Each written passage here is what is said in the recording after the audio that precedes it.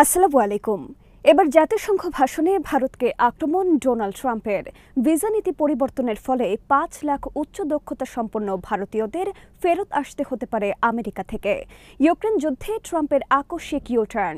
Trump বলেছেন, Ukraine রাশিয়ার দখল থেকে সব ভূমি ফেরত পাবে।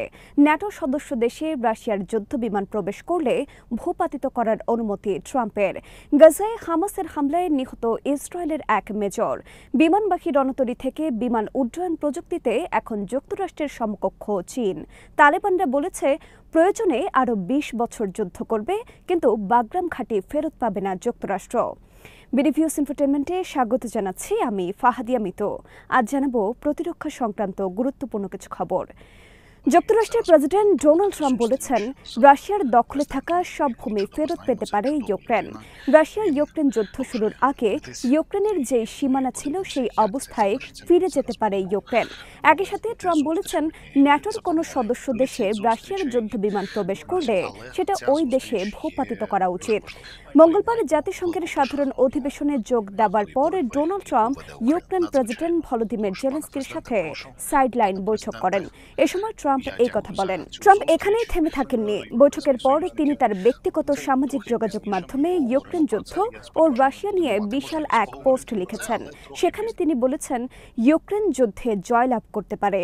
ইউরোপ এবং ন্যাটোর সহায়তায় ইউক্রেন রাশিয়ার বিরুদ্ধে যুদ্ধে জয়লাভ করতে পারে, ফিরে পেতে পারে তাদের হারানো সব ভূমি।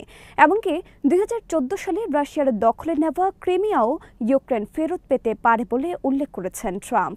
ট্রাম্প লিখেছেন, ইউক্রেনের সাথে যুদ্ধে রাশিয়া এখন সামরিক ও অর্থনৈতিক দিক দিয়ে একটি কাগুজে বাঘে পরিণত হয়েছে। রাশিয়ার অর্থনীতি বলতে কিছু নেই, তাই এখন সময় এসেছে ইউক্রেনের ভূমিকা পালনের। এবার ইউক্রেন থাকবে নিয়ন্ত্রণের আসনে। আকস্মিক ট্রাম্পের এই পরিবর্তন নিয়ে বিস্ময় সৃষ্টি হয়েছে বিভিন্ন মহলে। ট্রাম্পের এই পোস্ট বিষয়ে জেলেনস্কি বলেছেন, ট্রাম্পের এই পোস্ট এই যুদ্ধে গেম চেঞ্জারের ভূমিকা পালন করবে। তিনি হয়তো এই যুদ্ধ বিষয়ে প্রকৃত তথ্য জানতে পেরেছেন, যা তিনি আগে জানতেন না। সে কারণে তিনি আগের অবস্থান থেকে সরে এসেছেন। তবে ট্রাম্পের এই পোস্টের কয়েক ঘন্টা পর যুক্তরাষ্ট্রের পররাষ্ট্রমন্ত্রী মার্কো রুবিও বলেছেন, সামরিকভাবে এই যুদ্ধ শেষ হতে পারে না, আলোচনার মাধ্যমেই এই যুদ্ধ শেষ হবে। ইউক্রেন যুদ্ধ বন্ধ নিয়ে সর্বশেষ গত ১৫ আগস্ট আলাস্কায় বৈঠক হয় ট্রাম্প ও পুতিনের মধ্যে। এই বৈঠকের পরেও ট্রাম্প বলেছেন, ইউক্রেন রাশিয়ার দখলে থাকা সব ভূমি ফেরত পাবে না। কিন্তু মঙ্গলবার আকস্মিক ট্রাম্পের এই ধরনের ইউটার্ন নিয়ে ব্যাপক বিস্ময়ের জন্ম দিয়েছে বিভিন্ন মহলে। ট্রাম্প এক এক সময় এক এক কথা বলেন এবং অনেক সময় তিনি তার নিজের কথা ও সিদ্ধান্ত থেকে আকস্মিক সরে আসেন, এই ধরনের নজির রয়েছে। ইউক্রেন বিষয়ে তিনি যা বলেছেন তা তার সুচিন্তিত সিদ্ধান্ত নেওয়া কিনা তা নিয়ে বিশ্লেষণ চলছে বিভিন্ন মহলে। ডোনাল্ড ট্রাম্প মঙ্গলবার জাতিসংঘের সাধারণ অধিবেশনের ভাষণে বলেছেন, ভারত এবং চীন হল ইউক্রেন যুদ্ধে রাশিয়ার অর্থের যোগানদাতা। তারা রাশিয়া থেকে জ্বালানি তেল কেনার মাধ্যমে রাশিয়াকে এই যুদ্ধ চালিয়ে যেতে রসদ জুগিয়ে যাচ্ছে। ভারত এবং চীন উভয় ট্রাম্পের এই বক্তব্যের প্রতিবাদ জানিয়েছে। জাতিসংঘ ভাষণে ট্রাম্প ন্যাটোর অনেক সদস্য দেশেরও সমালোচনা করে বলেন, তারা একই সাথে ইউক্রেনকে সহায়তা করছে, আবার রাশিয়াকেও সহায়তা করছে জ্বালানি তেল কিনে। এদিকে ডোনাল্ড ট্রাম্পের নতুন H-1B ভিসা নীতির কারণে ৫ লাখ উচ্চ দক্ষতা সম্পন্ন মানুষকে যুক্তরাষ্ট্র থেকে দেশে ফিরতে হবে। কারণ নতুন ভিসা নীতির আওতায় যুক্তরাষ্ট্রের প্রতিষ্ঠানগুলো আর নবায়ন করবে না সেখানে কর্মরত ভারতীয়দের ভিসার মেয়াদ। গত ২১ সেপ্টেম্বর H-1B ভিসা নীতি পরিবর্তনের ফলে যুক্তরাষ্ট্রে চাকরি পেতে হলে $১ লাখ অতিরিক্ত ফি দিতে হবে। ভারতের গণমাধ্যমের খবরে বলা হয়েছে, ট্রাম্পের শুল্ক যুদ্ধের ফলে ভারতের আইটি সেক্টরে নতুন নিয়োগ বন্ধ হয়ে গেছে, বরং জনবল ছাঁটাই চলছে।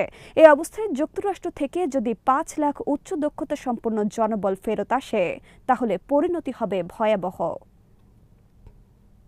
বিমানবাহী রণতরী থেকে বিমান উৎক্ষেপণের ক্ষেত্রে চীন এখন যুক্তরাষ্ট্রের সমকক্ষ বা যুক্তরাষ্ট্রের সমান সক্ষমতা অর্জন করেছে। চীন তাদের ফুজিয়ান বিমানবাহী রণতরী থেকে ইলেকট্রোম্যাগনেটিক ক্যাটাপুল্ট সিস্টেমের সাহায্যে ৩ ধরনের বিমান উৎক্ষেপণ করেছে। কেবলমাত্র যুক্তরাষ্ট্রের এই সক্ষমতা রয়েছে বিশ্বে। এখন একই সক্ষমতা অর্জন করল চীন। সোমবার চীন ফুজিয়ান বিমানবাহী রণতরী থেকে ইলেকট্রোম্যাগনেটিক ক্যাটাপুল্ট সিস্টেম ব্যবহার করে 5th generation stealth fighter J-35 4.5 generation যুদ্ধ বিমান J-15T এবং K-600 early warning and control system বিমান উড্ডয়নের ভিডিও প্রকাশ করেছে। এ ঘটনাকে চীনের রাষ্ট্রীয় গণমাধ্যমে একটি মাইল ফলক হিসেবে আখ্যায়িত করা হয়েছে। যুক্তরাষ্ট্রের একমাত্র জেরাল্ড ফোর্ড বিমানবাহী রণতরীর রয়েছে ইলেকট্রোম্যাগনেটিক ক্যাটাপুল্ট সিস্টেম ব্যবহারের ক্ষমতা। এর সাথে এখন যুক্ত হল চীনা একটি বিমানবাহী রণতরী। বাগরাম বিমান ঘাঁটি নিয়ে নতুন করে উত্তেজনা দেখা দিয়েছে যুক্তরাষ্ট্র ও আফগানিস্তানের তালেবান সরকারের মধ্যে।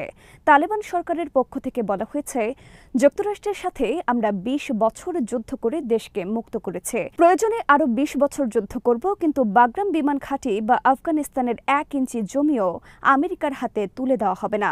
আফগানিস্তানের প্রতিরক্ষা মন্ত্রণালয়ের চিফ অব স্টাফ ফসিউদ্দিন ফিতেরাত সর্বশেষ এই মন্তব্য করেছেন বাগরাম ঘাঁটি নিয়ে।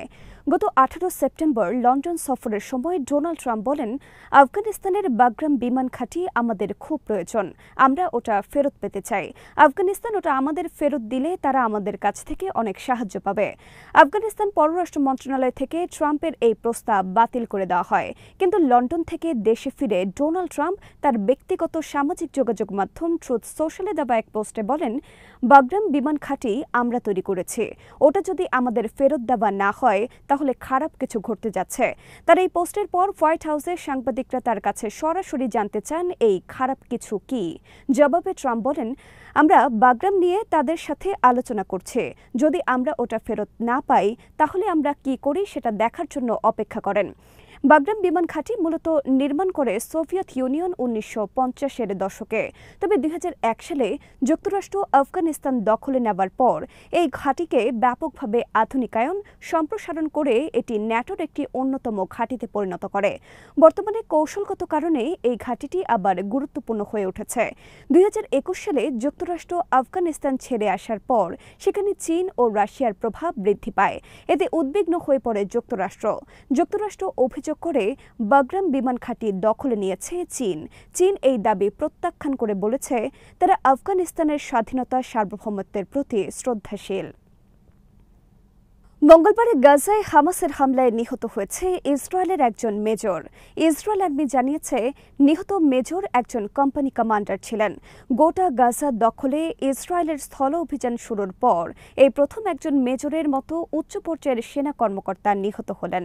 হামাস একটি ট্যাঙ্ক বহর লক্ষ্য করে রকেট প্রোপেলড গ্রেনেডের সাহায্যে হামলা চালায়। এর ফলে নিহত হয়েছে ওই মেজর, আহত হয়েছে আরও কয়েকজন সেনা। আজ এখানে শেষ করছি। সমরাস্ত্র, প্রতিরক্ষা ও কূটনীতির নানা তথ্য জানতে চোখ রাখুন বিডিপিওস ইনফোটেনমেন্টে। চ্যানেলটি ভালো লাগলে সাবস্ক্রাইব করুন, সংযুক্ত থাকুন আমাদের ফেসবুক পেজে। আল্লাহ হাফেজ।